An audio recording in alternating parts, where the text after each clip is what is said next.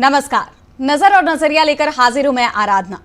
तो बिहार में विधानसभा चुनाव की तैयारियां जोरों पर हैं। राजनीतिक दलों से लेकर चुनाव आयोग तक सभी जमीनी स्तर पर चुनाव की तैयारी कर रहे हैं। सब मैदान में उतर चुके हैं। 4 अक्टूबर को मुख्य चुनाव आयुक्त ज्ञानेश कुमार बिहार दौरे पर जा रहे हैं और इस दौरान वो तमाम राजनीतिक दलों के साथ बैठक करेंगे।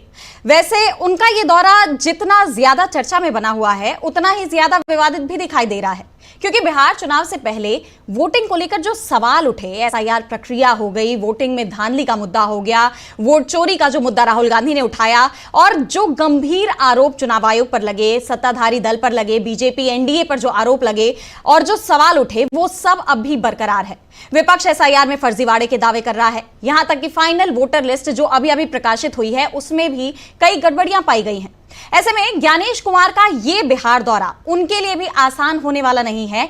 यह तय माना जा रहा है कि विपक्ष सवाल करेगा, लेकिन क्या ज्ञानेश कुमार जवाब देंगे, इस पर सबकी नजरें हैं। और सवालों की बात करें तो सिर्फ चुनाव आयोग ही नहीं, सत्तारूढ़ दल भी बुरी तरह से घिरा हुआ है। विपक्ष तमाम आरोप लगा ही रहा है और अब जनता का भी मूड क्या है, इसे लेकर जो सर्वे सामने आए हैं उन्होंने पूरे एनडीए की नींद उड़ा दी है। एनडीए, बीजेपी, जेडीयू सब के सब हैरान परेशान रह गए, क्योंकि जो नतीजे हैं वो बेहद चौंकाने वाले हैं, जिसकी उम्मीद भी नहीं जताई जा रही थी। मुख्यमंत्री नीतीश कुमार सीधे तीसरे पायदान पर उतर गए हैं और वहीं एनडीए के बाकी सहयोगी दलों का तो कहीं दूर दूर तक पता नहीं चल रहा है, कहीं भी उसके नेता टक्कर में नजर नहीं आ रहे। जब हम सीएम पद की बात कर रहे हैं तो लोगों की पहली पसंद सत्तारूढ़ दल में से कोई भी नहीं है। और वहीं चुनाव से पहले अंतिम क्षण में सीएम नीतीश कुमार कोशिश कर रहे हैं कि ज्यादा से ज्यादा लोगों तक अपनी पहुंच बना पाएं। जनता के लिए तमाम योजनाओं की घोषणा कर रहे हैं। महिलाओं के खाते में धनराशि भेजी जा रही है और इस दौरान उन्होंने जो बयान दे दिया है उससे लेकर नया बवाल खड़ा हो गया, यानी नीतीश उल्टे गिर गए हैं। नीतीश कुमार ने आज 25 लाख महिलाओं के खाते में 10,000 रुपए ट्रांसफर किए हैं और ये पैसे मुख्यमंत्री महिला रोजगार योजना के तहत ट्रांसफर किए गए हैं, जिसकी घोषणा या कह लीजिए इनॉग्रेशन पीएम मोदी और मुख्यमंत्री नीतीश कुमार ने मिलकर किया था। और नीतीश कुमार ने यह भी कहा है कि इस बार जितने महिलाओं को पैसे मिल गए बस उतना ही नहीं है, बल्कि आगे भी जो बचे हुए महिलाएं हैं उनके खाते में भी ये पैसे जाएंगे। लगभग 1 करोड़ महिलाओं को इस पूरी योजना का फायदा मिलेगा।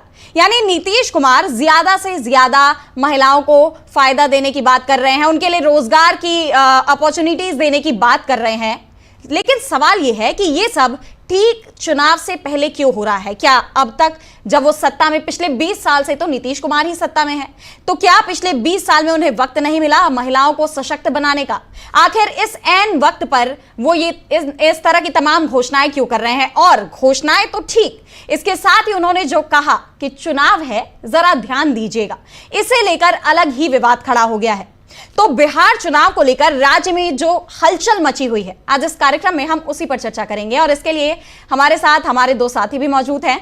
और स्वागत करती हूं मैं आप दोनों का, सिद्धार्थ जी और पुष्पेंद्र चौधरी जी, स्वागत है आपका हमारे आज के इस कार्यक्रम में। और साथ ही स्वागत करती हूं मैं आप तमाम दर्शकों का भी। तो हम जो बात कर रहे हैं वो है बिहार विधानसभा चुनाव को लेकर, इसके लिए तैयारियों की। बिहार विधानसभा चुनाव की तैयारियां राजनीतिक दलों की जो चल रही हैं उस पर तो लगातार आप देख ही रहे हैं कि किस तरह तमाम राजनीतिक दल लोगों के बीच पहुंच रहे हैं, तमाम राजनीतिक दलों के नेता लोगों के बीच पहुंच रहे हैं, यात्राएं निकाल रहे हैं और सत्ताधारी दल की तरफ से योजनाओं की घोषणाएं की जा रही हैं। और जिस तरह की बयानबाजी चल रही है पिछले कुछ वक्त से, सियासी बयानबाजी भी पूरे राज्य में देखी जा रही है। इस बीच मुख्यमंत्री नीतीश कुमार महिला रोजगार योजना के तहत घोषणा करते हैं और इसकी जब वो घोषणा करते हैं तो क्या कुछ कहते हैं, पहले हम आपको वो सुनवाते हैं, नीतीश कुमार का बयान आपको सुनवाते हैं, फिर हम चर्चा करेंगे कि क्यों उनके बयान को लेकर विवाद छिड़ गया है। आखिर नीतीश कुमार जो कि वोट को लिए, चुनाव में प्रचार के लिए जो कदम उठा रहे हैं उस पर ही वो क्यों घिरते जा रहे हैं, इस पर हम चर्चा करेंगे। लेकिन पहले सुनवाते हैं कि नीतीश कुमार ने क्या कहा है। हम लोगों ने कह दिया कि अगर फायदा है कुछ नहीं करना, यही करिए जो पहले से किए हुए हैं उसी में, तो इसीलिए हो रहा है। और आप जानते हैं केंद्र का कितना सहयोग मिल रहा है। तो आप सब महिलाओं को भी कह रहे हैं कि हम लोगों ने इतना महिलाओं को किया, एक तरह से काम किया और लड़कों को भी किया, सब तरह से कर दिया और कर ही रहे हैं हम लोग पूरे तौर पर। लेकिन अब हम लोगों को केंद्र का भी सहयोग मिल रहा है। आप जानते हैं बिहार कितना आगे बढ़ रहा है, कितना ज्यादा बढ़ रहा है। तो बढ़ रहा है, इसीलिए अब हमको तो लगता है कि अब इस बार जब चुनाव होने वाला है तो यहाँ ध्यान दीजिएगा चुनाव में, और उसको भी हो जाना चाहिए सभी को का बढ़िया से।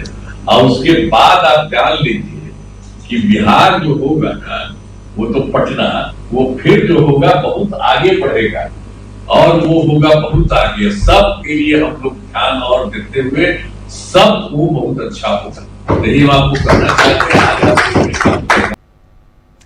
तो नीतीश कुमार ने महिलाओं को 10-10 हजार रुपए बांटे, उसकी घोषणा की और ये भरोसा भी दिलाया कि जो बची हुई महिलाएं हैं उनके खाते में भी पैसे जाएंगे। ये लास्ट इंस्टॉलमेंट नहीं है, अभी 6 अक्टूबर तक पैसे मिल सकते हैं। लेकिन इस दौरान जो उन्होंने कहा कि चुनाव है, थोड़ा ध्यान दीजिएगा, इसे लेकर बवाल खड़ा हो गया है, विवाद खड़ा हो गया है कि आखिर नीतीश कुमार को ऐसा कहने की जरूरत क्यों पड़ी।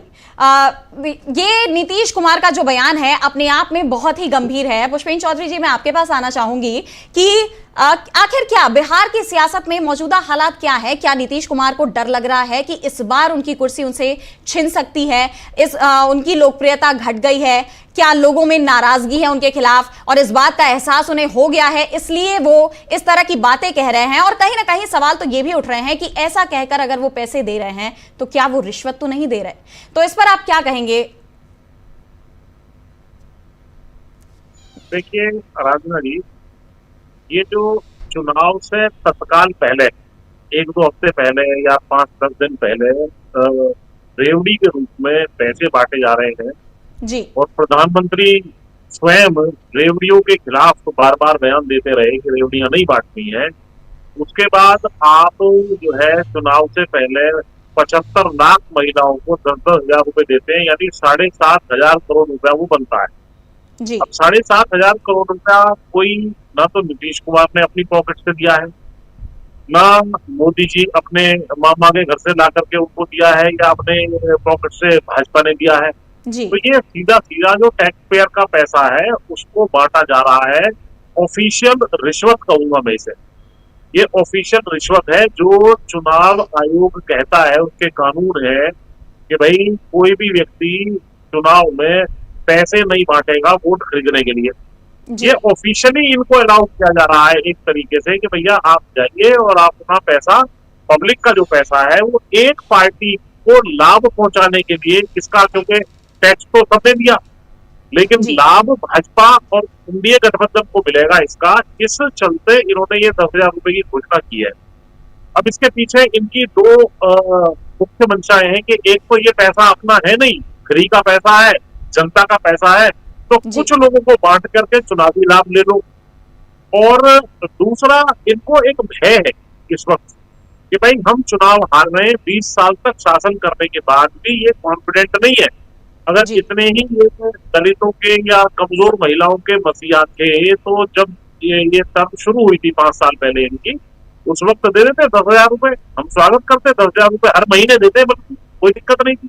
लेकिन वन टाइम 10,000 रुपए देना सीधा सीधा ये बताता है कि इन्होंने एक तरीके से जो तय कर लिया है कि 4 या 5 मेंबर एक महिला के परिवार में होंगे, तो 4 या 5 वोट, तो 2-2 हजार रुपए एक व्यक्ति के हिस्से में ऑफिशियली वोट लेने के लिए रिश्वत दे दी गई है।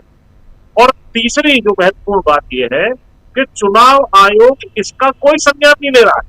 विपक्षी गण इस बात को उठा रहे हैं कि भाई आपने घोषणा करनी थी तो पहले घोषणा करनी थी, और जो आपने ऑलरेडी घोषणा की थी 2020 के अंदर जब आप चुनाव में आए थे, आपका जो घोषणा पत्र था, क्या आपने उसके सारे वादे पूरे कर दिए? जो स्कीम आपने बताई कि हम करेंगे, क्या वो आपने पूरी कर दी? तो ये केवल और केवल अंडर कॉन्फिडेंस और हार के डर से पब्लिक के पैसे को दुरुपयोग करने की जो है एक योजना है, चुनाव जीतने की बैकडोर योजना है, रिश्वत देने की योजना है, और इसका संज्ञान कहीं ना कहीं जो केचुआ कहते हैं केंद्रीय चुनाव आयोग भी नहीं ले रहा है, जो इनके साथ मिली भगत कर रहा था और जिसने बड़ा भारी प्रयास किया कि मैं वोटर लिस्ट से मुसलमानों के, दलितों के, बाकी लोग जो यादवों के वोट काट दूं, जो मुख्य रूप से राष्ट्रीय जनता दल या इंडिया गठबंधन को वोट देते हैं, उसमें कुछ रोकथाम हुई है जब से जो है राहुल गांधी ने और तेजस्वी ने यात्रा निकाली थी बिहार में। उसके भय के बाद इन्होंने सोचा भाई को काम नहीं हो पाया, तो अब क्या करें? तो अब इन्होंने कहा भाई रिश्वत दे दो, नहीं तो जनता नाराज है, तो कम से कम कुछ लोग हमारे पक्ष में हो जाएंगे। पर मैं आपके माध्यम से बिहार की जनता को संदेश ये देना चाहता हूँ कि जितने पैसे दें वो पैसे ले लो आप, कोई दिक्कत नहीं है, लेकिन वोट वही देना जहां आपका अगले 5 साल का हित है। क्योंकि आज ये 10,000 रुपए आपको जरूर दे देंगे, लेकिन इसके बदले 1 लाख रुपए 2 लाख रुपए आपसे 5 साल के अंदर वसूल लेंगे। ये चेतावनी आपके माध्यम से जनता को भी बिहार की देना चाहता हूँ।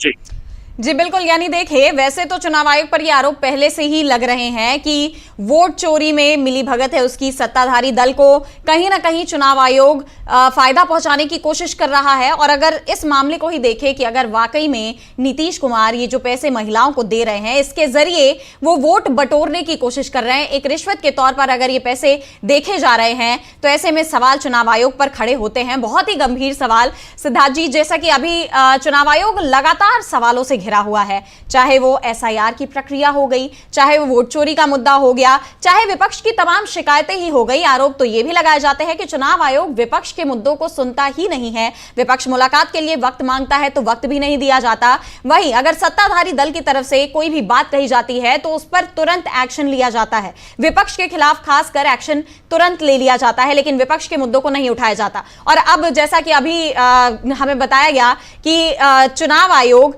नीतीश कुमार जब ये पैसे दे रहे हैं महिलाओं को, तो इस पर सवाल नहीं उठा रहा, चुनाव आयोग इस पर कोई एक्शन नहीं ले रहा है। तो यहां पर भी दोहरा रवैया है चुनाव आयोग का। और इन सब मुद्दों के बीच बिहार की सियासत किस ओर आगे बढ़ रही है, बिहार विधानसभा चुनाव किस तरफ आगे बढ़ रहा है, आपको क्या लगता है सिद्धार्थ जी? जी, एक चीज तो बिल्कुल स्पष्ट है, जिस तरह से चौधरी जी ने कहा कि ये सीधा सीधा ऑफिशियल रिश्वत देने का एक तरीका इन्होंने खोज के निकाला है कि हम बिहार की महिलाओं को एक ऑफिशियली रिश्वत दे दें, आधिकारिक रिश्वत दे दें। और इससे पहले जो आप जिस चीज को रेवड़ी कहते थे, उसको दूसरा दे तो रेवड़ी हो जाता है, खुद देते हैं तो रिश्वत हो जाता है, इतना ही तो अंतर है। दूसरी बात ये कि केचुआ इसमें कुछ करेगा नहीं, क्योंकि केचुआ तकनीकी रूप से ये कहने लगेगा कि चुनाव आयोग जिस दिन से चुनाव की घोषणा होती है, जो चुनाव आचार संहिता लगती है, उसके बाद हम पिक्चर में आएंगे, उससे पहले वो कहेगा कि मैच शुरू होने से पहले अंपायर कुछ नहीं कर सकता। हालांकि ये बात बिल्कुल पूरी तरह से गलत है। हमें पता है कि ये अंपायर एक ऐसा है जो कि सुबह से शाम तक मैच नहीं भी होता है तो मैच पर प्रभाव डालने की कोशिश करते रहता है। तो खैर, दूसरी बात यह है। तीसरी बात यह है कि किसी भी तरह की, अगर आप सरकार किसी भी तरह का जनहित की योजना लाती है, तो सरकार का कोई भी पॉलिसी जिसे कहते हैं, कोई भी नीति बनती है, तो वो सार्वत्रिक नीति होती है। नीतियों का मतलब ही होता है वो सबके लिए समान लागू होती है। जैसे भारत में एक नियम है कि गाड़ी आपको चलानी है तो रोड के बाएं साइड में चलाएंगे। आप अगर भारत के राष्ट्रपति हैं भी तो आपको बाएं साइड में ही चलाना पड़ेगा, भारत में मुख्यमंत्री भी हैं तो बाएं साइड में ही चलाना पड़ेगा, वो सबके लिए नियम लागू होता है। तो अगर ये जो नीतीश कुमार जी पैसा दे रहे थे, ये बिहार की हर महिला को पैसा मिल रहा होता तो बिल्कुल स्वागत योग्य कदम था। बिहार में 5.5 करोड़ महिलाएं हैं 15 साल के से ज्यादा उम्र की। हमें पता है कि कोई भी महिला या कोई भी व्यक्ति 15-16 साल का हो जाता है तो उसके बाद से उसको किसी न किसी कारण से घर से बाहर निकलना पड़ जाता है, या तो वो काम के लिए निकले या तो पढ़ाई के लिए निकले। और जब एक बार आप घर से बाहर निकल जाते हैं तो आपको पॉकेट में पैसा होना जरूरी है। किसी घर में कोई एक परिवार एक महीने में कितना कमाता है ये अलग बात है, लेकिन अगर सुबह सुबह 4 लोग घर के 4 अलग अलग दिशाओं में चले गए, बच्चा कॉलेज चला गया, घर की महिला कहीं काम करने के लिए चली गई, पुरुष कहीं नौकरी करने के लिए चला गया, और घर में अगर आपके दादाजी अकेले हैं तो सभी चारों लोगों के पास अपने अपने पॉकेट में पैसा होना चाहिए। एक व्यक्ति का पैसा बाकी लोगों का उपयोग में नहीं आता है, हमें पता है। तो अगर ये पैसा दे रहे हैं तो बिहार में तो 5.5 करोड़ महिलाएं हैं, ये तो 1 करोड़ महिलाओं को ही पैसा दे रहे हैं, तो मतलब होगा ये सबसे पहले कि बाकी 4.5 करोड़ महिलाएं जो हैं बिहार की, वो नाराज होने लगेंगी। क्योंकि पैसा एक ऐसी चीज है जो कि हर व्यक्ति के पास आना चाहिए। किसी एक परिवार के पास पैसा आने से बाकी व्यक्तियों के पास पैसा नहीं आता। पैसा एक ऐसी चीज है, हर व्यक्ति के पॉकेट में अपना अपना पैसा होना चाहिए। तो इन्होंने जो 1 करोड़ का ये खोज किया है, ये नीति के रूप में भी गलत है, क्योंकि कोई भी नीति बनती है तो वो सबके लिए सार्वत्रिक बननी चाहिए। आप 5-5.5 करोड़ महिलाओं में से 1 करोड़ महिलाओं को अगर आप चुन रहे हैं, इसका मतलब ही है कि जिस तरह से पुष्पेंद्र जी ने कहा, ये अपने वोट बैंक को साधने के लिए उनको रिश्वत दी जा रही है। और अगर भाजपा इस चीज में शामिल है, और भाजपा के प्रधानमंत्री, हमें पता है कि इसकी पहली किस्त जब निकाली थी तो प्रधानमंत्री जी ने निकाली थी, बहुत अच्छी बात है, उन्होंने निकाली। तो अभी से 8 महीना पहले दिल्ली में भी चुनाव होने वाले थे, वहां पर की सरकार आम आदमी पार्टी दिल्ली की सभी महिलाओं को 2,500 रुपए देने का निर्णय की थी। उसने ऐसा नहीं किया था कि दिल्ली के कुछ महिलाओं को देंगे। बिहार में जिस तरह से इन्होंने 5.5 करोड़ में से कुछ महिलाओं को चुना था, वैसे दिल्ली सरकार ने कुछ महिलाओं को नहीं चुना था। दिल्ली सरकार अभी तक जो भी नियम बनाती है वो सार्वत्रिक नियम बनाती है। वो बिजली फ्री करती है तो सबके लिए कर देती है, पानी फ्री करती है तो सबके लिए कर देती है, महिलाओं को अगर बस में यात्रा मुफ्त है तो सबके लिए करती है। तो उसने जब कहा था कि हम महिलाओं को 1,500 रुपए देंगे, और वो सरकार जब लाभ में चल रही थी सीएजी के अनुसार, तो उस समय के भाजपा के एलजी ने उसको होने नहीं दिया, रोक दिया।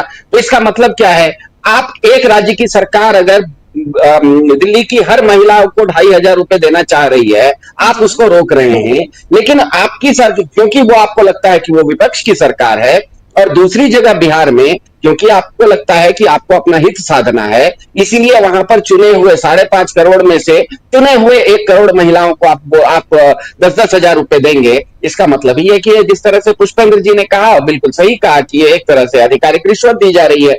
लेकिन होगा ये कि इस तरह की रिश्वत देने में ये मामला शायद उल्टा पड़ेगा। उल्टा इसीलिए पड़ेगा क्योंकि जैसे मैंने कहा, जनता हमेशा ये देखती रहती है कि कोई अगर नियम बना है जी, तो वो नियम केवल कुछ लोगों के लिए लागू हो रहा है या सबके लिए लागू हो रहा है।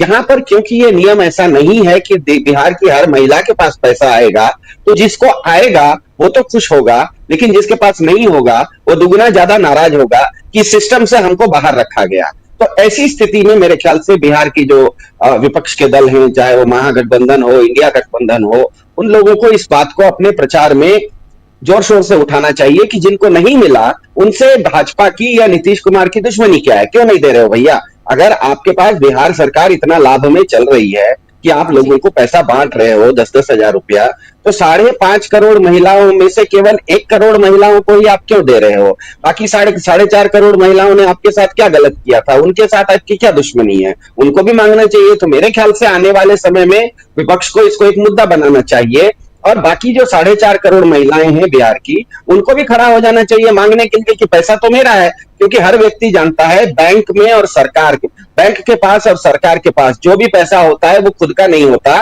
ग्राहकों का पैसा बैंक में होता है। वैसे ही नागरिकों का पैसा सरकार के पास होता है। तो सरकार बैंक अगर आपको पैसा दे रहा है, इसका मतलब कोई उपकार नहीं कर रहा है। पहले आपने बैंक में अपना पैसा डाला होगा, तभी तो बैंक आपको पैसा वापस देगा।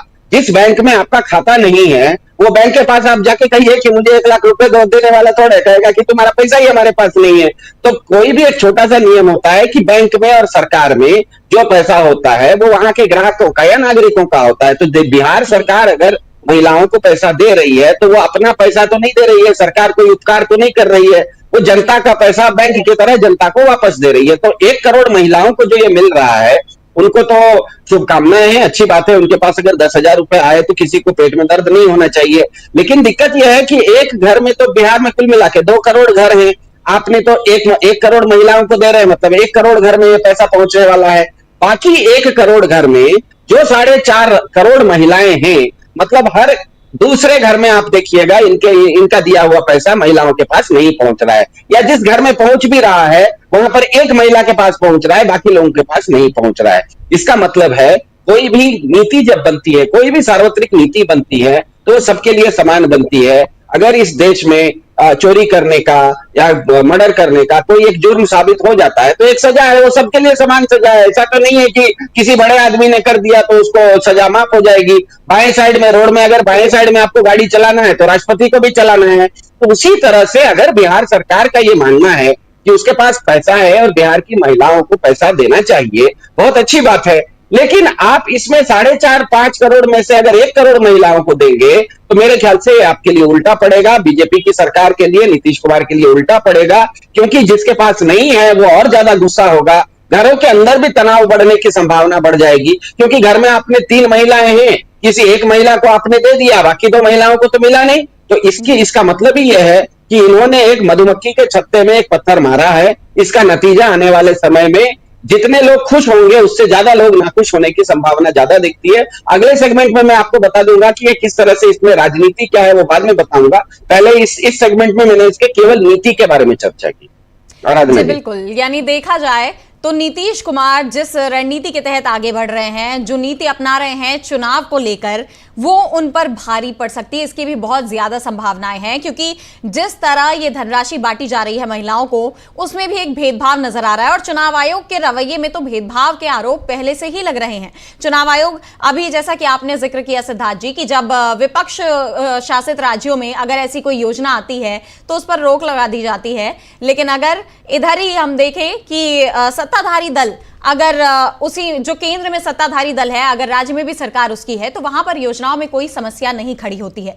ऐसे में हर तरफ ये दावा किया जा रहा है, ये आरोप लग रहे हैं कि बहुत ही दोहरा रवैया अपनाया जा रहा है, चाहे इस योजना को लेकर हो या चुनाव आयोग के तमाम अन्य फैसलों को लेकर हो। और जिस तरह से अभी एसआईआर की प्रक्रिया को लेकर आए ये लोग, जिस तरह से अब चुनाव की तैयारियां की जा रही हैं, चुनाव आयोग गंभीर सवालों से घिरा हुआ है। और जिस तरह सत्ताधारी दल को लेकर जो रवैया है चुनाव आयोग का, उस पर भी चुनाव आयोग को लेकर कई सवाल खड़े हो रहे हैं। ऐसे में पुष्पेंद्र जी, मैं आपसे जानना चाहूंगी कि आपको क्या लगता है कि क्या बिहार में इस बार चुनाव पारदर्शी होंगे? क्योंकि सबसे बड़ा सवाल जो चुनाव आयोग को लेकर उठ रहा है वो उसकी निष्पक्षता पर ही उठ रहा है।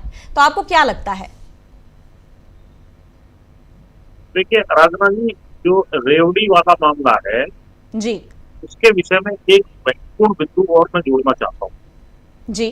ये मेरे हाथ में 4 दिसंबर 2023 का इंडियन एक्सप्रेस है जी। और इसमें जो ये जब चुनाव के रिजल्ट सिद्धार्थ जी आप देखिए आए थे 3 राज्यों के, मध्य प्रदेश, राजस्थान और छत्तीसगढ़।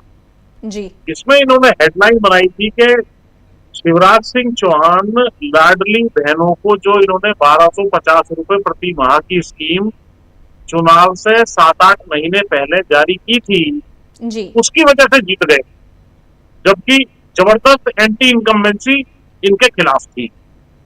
इससे मुझे आशंका ये हो रही है कि जिस तरह का घोटाला इन्होंने महाराष्ट्र में किया, हरियाणा में किया, दिल्ली में भी इस चीज को उजागर इस तरीके से कर दिया है राहुल गांधी ने, तो कहीं लाडली बहना को बेईमानी करके जीतने का ये श्रेय ना दे दें।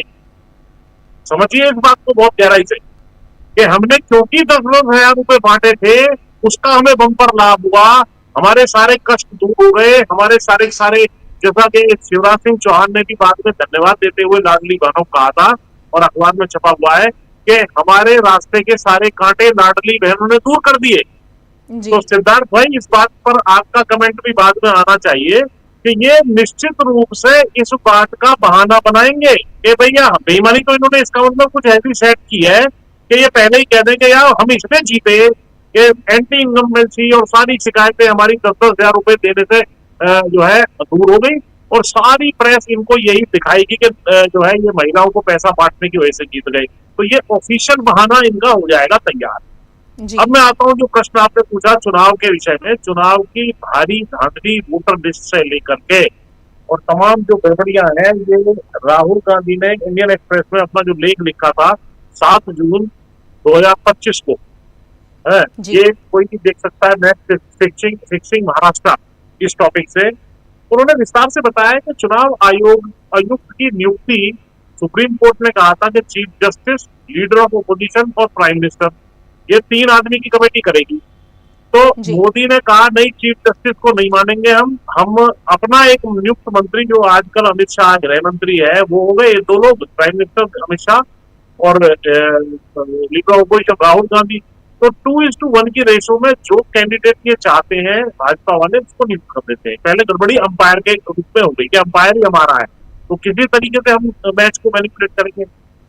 दूसरा, महाराष्ट्र का उदाहरण इन्होंने इसमें दिया था कि 5 साल में महाराष्ट्र में वोट बढ़े थे 31 लाख, 31 लाख, और 5 महीने में 2024 से 5 महीने बाद 24 के बाद जो इसमें महाराष्ट्र में चुनाव हुए, लोकसभा चुनाव के 5 महीने बाद, उसमें वोट बढ़ गए 41 लाख।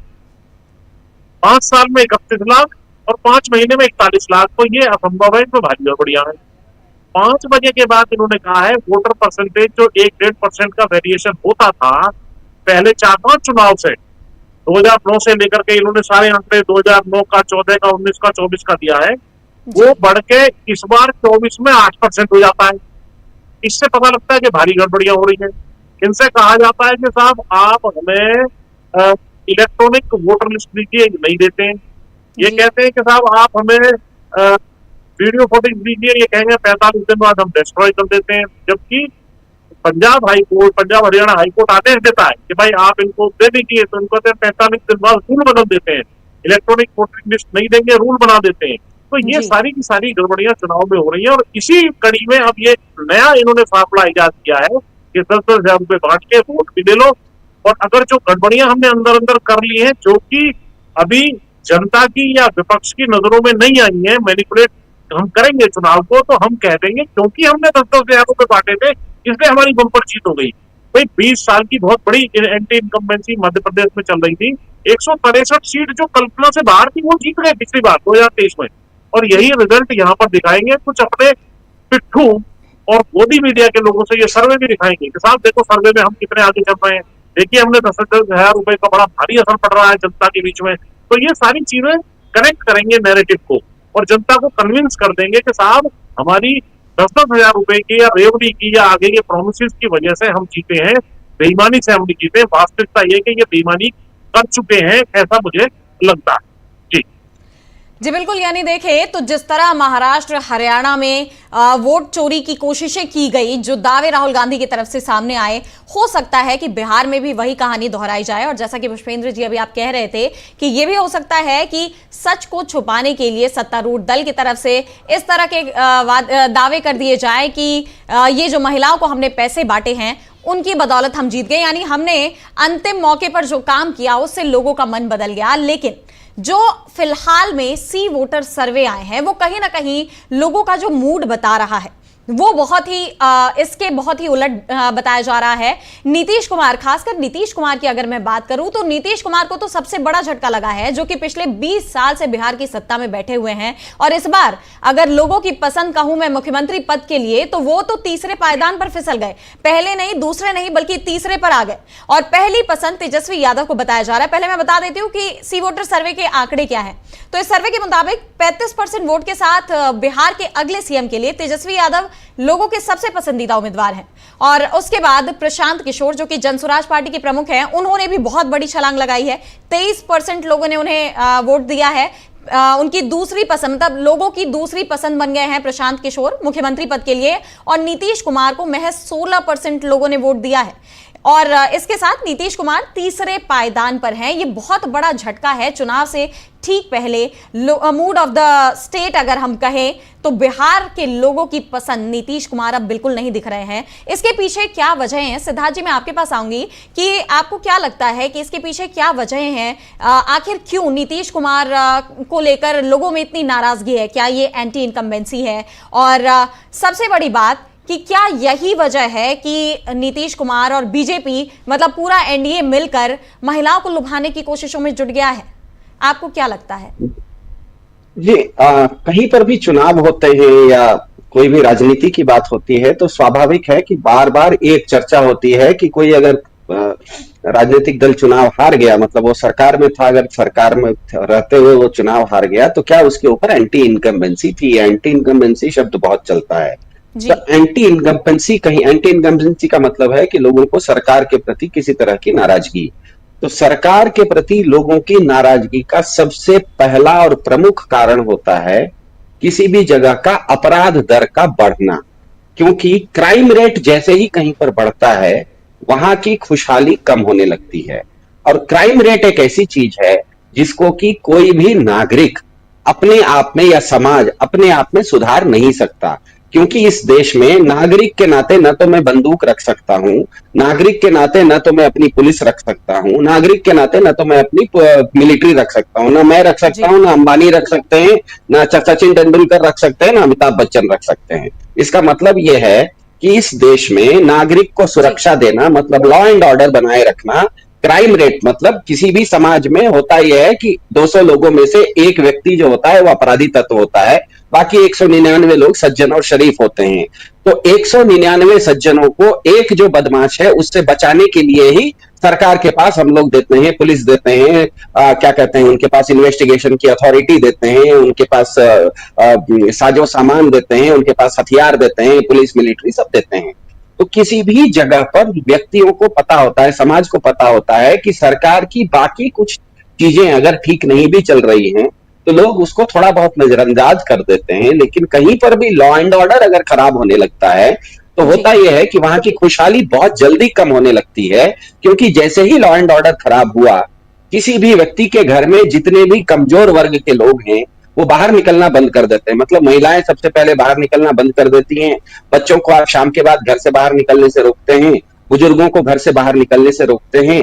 तो होता यह है कि एक घर में अगर 4 लोग हैं तो एकमात्र एक व्यक्ति जो कि पुरुष होता है, जो युवा होता है, वही हिम्मत करके बाहर जाता है, बाकी सारे लोग घर में बैठे रहते हैं। तो सोचिए, जिस समय कोविड लॉकडाउन हुआ था, जब जनता सड़क पर आएगी ही नहीं, कोई कुछ काम करेगा ही नहीं, तो सरकार के पास रेवेन्यू कहां से आएगा? सरकार के पास रेवेन्यू आने के लिए लोगों को सड़क पे रहना, लोगों को कुछ न कुछ काम करते रहना, घर से बाहर रहना जरूरी है। जितना देर आप घर में रहते हैं उतनी देर आप सरकार को 1 पैसा भी नहीं कमा के देते हैं। लेकिन जैसे ही आप घर से बाहर कदम रखते हैं, आपने एक बाहर चाय भी पी 5 रुपए की, तो उसमें कहीं ना कहीं 5 पैसा 10 पैसा सरकार को शक्कर पर टैक्स, दूध पर टैक्स के रूप में चला जाता है। तो बिहार में हुआ यह है कि पिछले 20 साल में लोगों ने देखा है कि अपराध दर घटता हुआ नहीं दिख रहा है। अपराध दर क्योंकि नहीं घट रहा है, इसीलिए रोज सुनने में आता है कि बंबई, क्या कहते हैं, पटना में, भागलपुर में कोई व्यापारी होता है, कोई डॉक्टर होता है, बड़े बड़े संभ्रांत लोगों को कहीं दिन दहाड़े गोली मार दी जाती है, कहीं पर किडनैप कर लिया जाता है। इसीलिए हमें पता है कि बिहार से बहुत लोगों का पलायन भी होता है। बहुत सारे लोग, खास करके युवा ऐसे लोग हैं जो कि बिहार से काफी पलायन करते हैं। इसका आपको सबसे बड़ा असर दिखता है कि छठ के समय जिस तरीके से भारतीय रेलवे बहुत नई नई ट्रेनें चलाती हैं, उसके बावजूद नई दिल्ली स्टेशन पर हड़कंप मच जाता है, लोग प्लेटफॉर्म पर कुछ कुचले जाते हैं। ये अपने आप में बताता है कि बिहार से बहुत बड़ी संख्या में नौजवान लोग, युवा जो कि शारीरिक रूप से ठीक ठाक हैं, उनको पता है कि बिहार में कुछ होने वाला नहीं है, इसीलिए वो बिहार से बाहर कहीं, कोई दिल्ली में, कोई पंजाब में, कोई बंबई में, कोई तिरुपुर में, कोई कलकत्ता में, कोई केरल में जाके काम करता है और छठ के समय वो वापस आता है। तो बिहार में क्योंकि लॉ एंड ऑर्डर का इश्यू है और पिछले 20 साल से अगर बिहार में लॉ एंड ऑर्डर खराब है, और लॉ एंड ऑर्डर खराब है इसका प्रमाण तो है क्योंकि लोग विस्थापित हो रहे हैं, इसका मतलब लोगों के अंदर नीतीश कुमार के ऊपर गुस्सा रहना बिल्कुल स्वाभाविक है। इसीलिए आप देख रहे हैं कि उनका ये जो सर्वे आपने किया है, इस सर्वे में उनका नंबर 3रा है। और तीसरा रहने का यही कारण है कि लोगों के अंदर, खास करके जितने भी महिलाएं हैं, आपके बच्चे हैं, आपके जो बुजुर्ग हैं, उनको एक गुस्सा है कि मैं तो एक तरह से घर में बंधक बन गया, क्योंकि घर से बाहर निकलते ही कहीं ना कहीं कोई अपराध होने की संभावना रहती है, मैं अपने आप में कमजोर हूं, मैं घर से बाहर क्यों निकलूं। तो इस तरह की परिस्थिति के चलते नीतीश कुमार काफी प्रेशर में है। और मेरा ये मानना है, मेरे ख्याल से मैंने नजर और नजरिया कार्यक्रम में जिस समय से ये SIR शुरू हुआ था, उसी समय से मेरा एक थोड़ा सा लोगों की सोच के थोड़ा सा अलग हटके मेरा मानना है कि ये पूरी की पूरा SIR जो था, ये एक साजिश थी बीजेपी की, नीतीश कुमार के वोट बैंक को नष्ट करने की।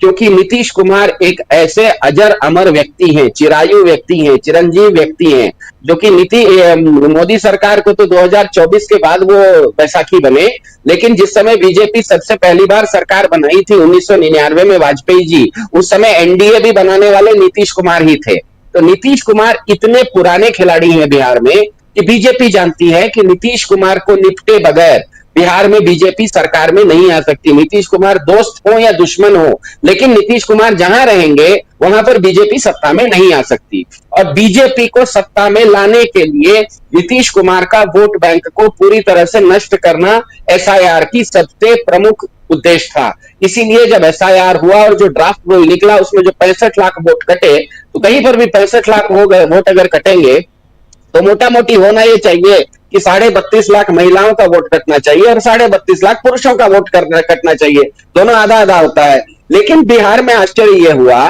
कि महिलाओं का 8 लाख वोट ज्यादा कट गए, मतलब पुरुषों के वोट कम कटे और महिलाओं के वोट ज्यादा कटे।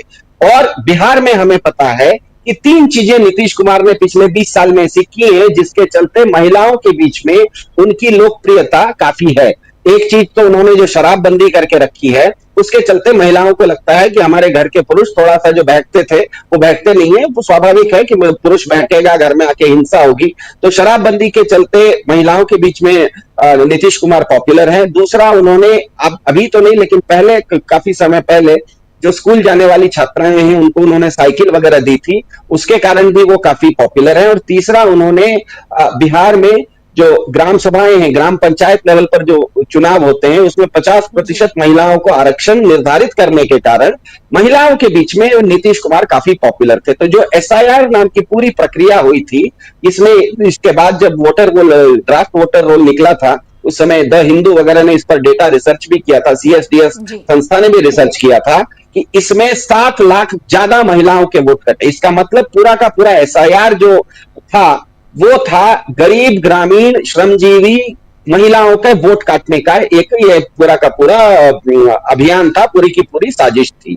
और इसमें काफी हद तक बीजेपी सफल रही, लेकिन जब तक सफल होने का काम आया तब तक क्या कहते हैं अपना न्यायपालिका भी इसमें बीच में पड़ी हुई है। अभी ये मामला न्यायपालिका के विचाराधीन है, 7 या 8 तारीख को इस पर हियरिंग होनी है, उस दिन क्या निर्णय आएगा वो देखने लायक होगा। लेकिन अगर ये एसआईआर की प्रक्रिया ठीक से नहीं हुई है तो समस्या ये होगी, मेरे ख्याल से ये जो मैं बात कह रहा हूं, ये जो हमारे देश की न्यायपालिका के मिलॉर्ड्स हैं जो कि इस पर निर्णय करने वाले हैं, उनको ये सोचना पड़ेगा कि अगर ये प्रक्रिया किसी भी तरह की तरीके से गलत हो गई है और अगर 50-60 लोग इस पूरी प्रक्रिया में बाहर हो गए हैं, तो सोचिए जिस दिन बिहार में चुनाव होगा, 91,000 बिहार में बूथ हैं, अगर आप कह रहे हैं कि 40-50 लाख वोट कट चुके हैं, आपका डाटा बता रहा है, इसका मतलब ही है कि चुनाव के दिन हर पोलिंग बूथ के बाहर करीब करीब 50 लोग खड़े रहेंगे, ये कह के वोटर कार्ड अपना लेके कि पिछले बार तो मैंने वोट किया था, ये रहा मेरा वोटर कार्ड, इस बार मुझे वोट करने नहीं दे रहे हो। तो सोचिए कि चुनाव के दिन अगर बिहार में 91,000 बूथ में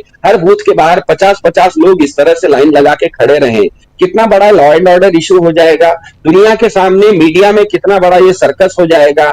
दुनिया इसको क्या कहेगी कि बिहार जैसे भारत में एक बहुत बड़े राज्य में चुनाव हो रहा है और वहां पर जो जनता है वो वोट ही नहीं डाल पा रही है। कितना बड़ा लॉ एंड ऑर्डर इशू हो जाएगा कि अंदर तो बूथ में 4 लोग केचुआ के अधिकारी रहते हैं और बाहर 2 बेचारा सिपाही डंडा लिए खड़ा रहता है, इतना ही तो लोग रहते हैं। कुल मिला के एक चुनाव होता है तो बूथ में केचुआ की तरफ से 5 या 7 लोग रहते हैं।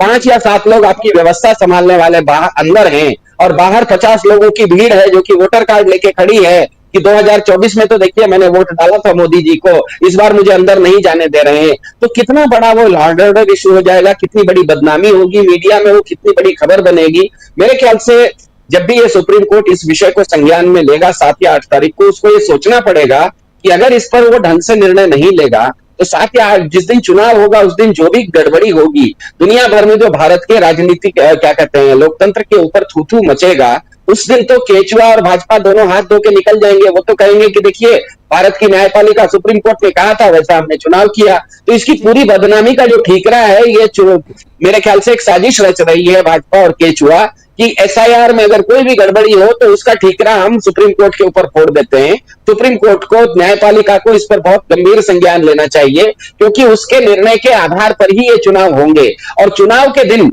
अगर हर बूथ के बाहर 50-60 लोग खड़े हो गए अपना अपना वोटर कार्ड लेके, क्योंकि ये सब लोग पिछले बार वोट किए, 2024 में इन्होंने वोट किया है, वोटर कार्ड लेके दुनिया को दिखाने लगेंगे कि मैंने तो वोट किया था, मुझे अंदर नहीं जाने दे रहे, तो भारत की बदनामी होगी, लॉ एंड ऑर्डर बहुत बड़ा इशू हो जाएगा। तो मेरे ख्याल से ये जो नीतीश कुमार ने आज ये जो महिलाओं को 1 करोड़ महिलाओं को 10-10 हजार देने की बात की है, ये नीतीश कुमार को भी पता है कि ये चुनाव हुआ एंटी इनकम्बेंसी में भी लड़ रहे हैं, जनता का गुस्सा भी उनके साथ है, वो भाजपा के खिलाफ भी लड़ रहे हैं क्योंकि भाजपा के एसआईआर में सबसे बड़ी सेंध उनके वोट बैंक को लगाई है। इसीलिए नीतीश कुमार अपने वोट बैंक को बचाने के लिए, अपने महिला कॉन्स्टिट्यूएंसी को बचाने के लिए ये पैसा उसी कॉन्स्टिट्यूएंसी को दे रहे हैं जो कॉन्स्टिट्यूएंसी नाराज भी है और जिस कॉन्स्टिट्यूएंसी का एसआईआर में सबसे ज्यादा नाम कटा भी है। लेकिन एक चीज मैं छोटी सी महिलाओं को, बिहार की महिलाओं को बता देता हूं। सोचिए आपके बैंक में आपने 60,000 रुपए रखे हैं, बैंक आपको 10,000 वापस करके बोले कि हिसाब बराबर, तो आप मानेंगे क्या? आपका तो 50,000 का घाटा हो गया। तो इस साल 2024 में बिहार सरकार का बजट जो था, रेवेन्यू जिसे कहते हैं, जो उनका इनकम था वो 2.5 लाख करोड़ रुपए था। मतलब प्रति घर, बिहार में प्रति घर पिछले 5 साल में टैक्स के रूप में प्रति घर ने नीतीश कुमार सरकार को 60,000 रुपए दिए हैं। फिर से मैं कह रहा हूं, पिछले 5 साल में बिहार के हर घर ने नीतीश कुमार सरकार को 60,000 रुपए टैक्स में दिए हैं। वापस आज वो आपको 10,000 रुपए कर रहे हैं, अभी भी 50,000 रुपए आपका बाकी है। कहीं अगर ये आप मान लीजिए कि 10,000 आ गया, इसका मतलब आपको 50,000 का घाटा हो जाएगा। जी बिल्कुल, यानी देखें तो बिहार के सियासत में बहुत ही उथल पुथल मची हुई है। नीतीश कुमार पूरी कोशिश कर रहे हैं। कमेंट करना चाह रहा हूँ मैडम मैं। जी जी पुष्पेंद्र जी जी। एक मेरी आशंका ये भी है कि इनका जो 10,000 रुपए बांटे हैं, इनका कम्युनल कार्ड भी कहीं ना कहीं बिहार में फेल हो रहा है। हालांकि उस कम्युनल कार्ड को यूपी के माध्यम से, यूपी में जो बरेली में हो रहा है, ताकि उसकी रिफ्लेक्शन बिहार में भी पड़ जाए, ध्रुवीकरण सांप्रदायिक रूप से हो जाए, इसके लिए ये उबाल दिया जा रहा है कि भैया क्योंकि बिहार में तो हम लोग कर नहीं पा रहे हैं सांप्रदायिक ध्रुवीकरण, तो ये भी एक असर हो सकता है। और सिद्धार्थ भाई, उस पर थोड़ा सा कमेंट चाह रहा था आपका कि 10,000 रुपए देके ये भूमिका बना रहे हैं कि हमारी बम्पर जीत जो हुई है वास्तव में जो बेईमानी के थ्रू हुई होगी, जो हम अभी नहीं पकड़ पा रहे हैं, उसका एक जो है लॉजिकल कंक्लूजन सामने दिया जा सके कि क्योंकि 10,000 रुपए बांटे थे, सारी महिलाएं लौट आई, अतः हम जीत गए। इसके विषय में एक कमेंट जरूर सिद्धार्थ भाई आप करें। देखिए, मेरे ख्याल से इन्होंने मुझे लगता है कि ये चीज होने वाली नहीं है, क्योंकि ये चुनाव हारेंगे। होता यह है कि आप किसी को कुछ देते हैं तो फिर से मैंने कहा, नीति में सबके लिए अगर समान नीति बनाइए तब तो लाभ होता है। लेकिन आप अगर घर की एक महिला को, मतलब आप बिहार की 4.5 करोड़ महिलाओं की दुश्मनी तो आपने ले ली, जैसे ही आपने 1 करोड़ महिलाओं को पैसा दिया, और बिहार में अगर 5.5 करोड़ महिलाएं हैं तो बाकी 4.5 करोड़ महिलाएं तो पहले से गुस्से में आ गई। और दूसरी बात, इन्होंने महाराष्ट्र से एक अच्छी सीख ली। महाराष्ट्र में इन्होंने लाड़की बहन योजना बनाई थी, जिसके तहत इनको हर महीने पैसा देना था।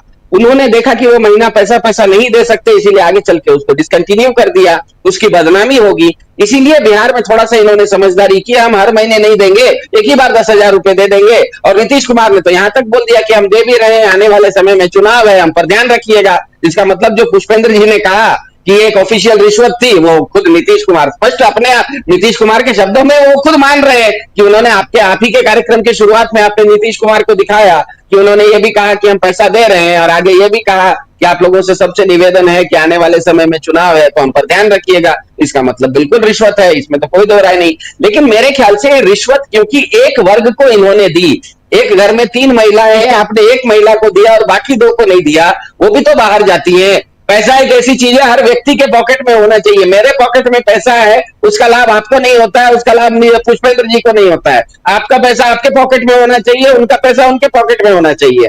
तो ये जो पैसा दे रहे हैं, ये 1 करोड़ महिलाओं को देके बाकी 4.5 करोड़ महिलाओं का अनावश्यक रूप से उनका वो गुस्सा झेलने वाले हैं। मेरे ख्याल से ये चुनाव हारने वाले हैं, ऐसा मुझे लगता है।